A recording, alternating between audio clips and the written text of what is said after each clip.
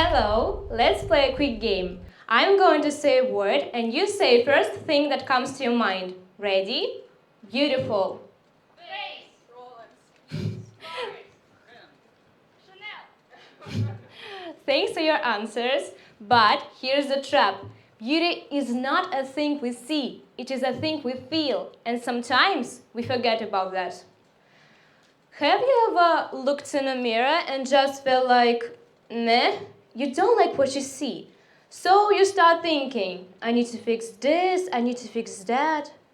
First, you try a super strict diet and eat hardly anything, maybe 800 calories a day, even though your body needs way more to function. Then you start waking up at 5 a.m. to do exhausting workouts, but you're still not happy with the results. You start picking apart everything in the mirror. Your body, your face, your skin. You compare yourself to filtered photos online. You avoid meetings with your friends because you feel not ready to be seen. You imagine how your life would be if you look like someone else, and you do all of this just to finally feel beautiful. But here's the thing, it never ends. It becomes a vicious circle. The real problem isn't your body. The real problem is the beauty standards society creates. Standards that often don't match how real human bodies actually work. I know this because I've been there myself. I felt like something was wrong with my face and my body. So I went on diets I didn't need. I worked out for hours every day. And guess what? I didn't find happiness. Instead, I found problems. Problems with my mental and physical health. I was so focused on how I looked that I forgot to take care of how I felt. But now, let's be fair. This isn't always just about looks. Sometimes changing your body is about health. Imagine a girl who is obese. She starts a strict diet and works out hard. On the outside, it might look like she's chasing beauty, but for her it's different. You know, obesity is a serious health issue. It affects heart and can lead to bigger problems later in life. So, she changes her habits just to live longer and healthier life.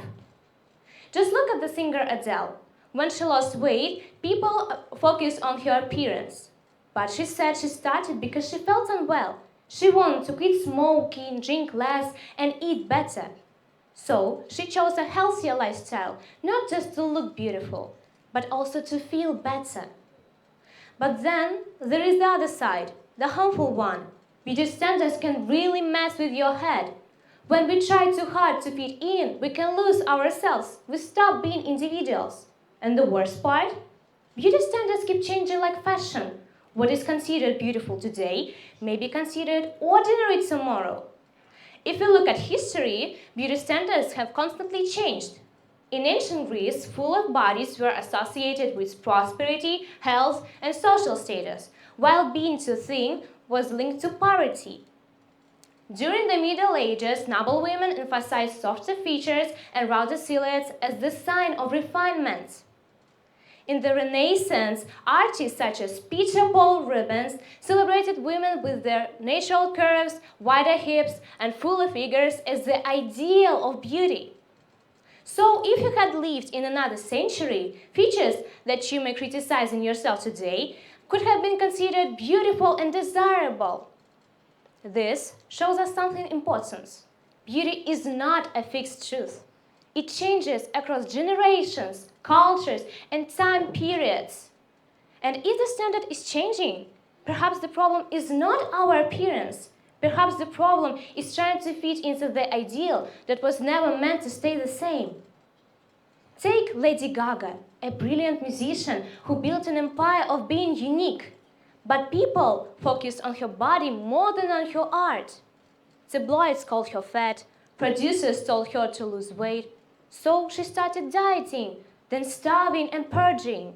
By 19, she had bulimia and anorexia. She admitted she hated looking in the mirror.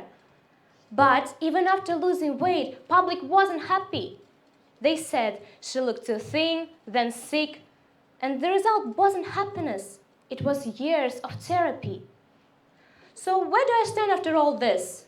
I believe that beauty standards, once pushed by social media and ads, are harmful. They can hurt our minds and our bodies.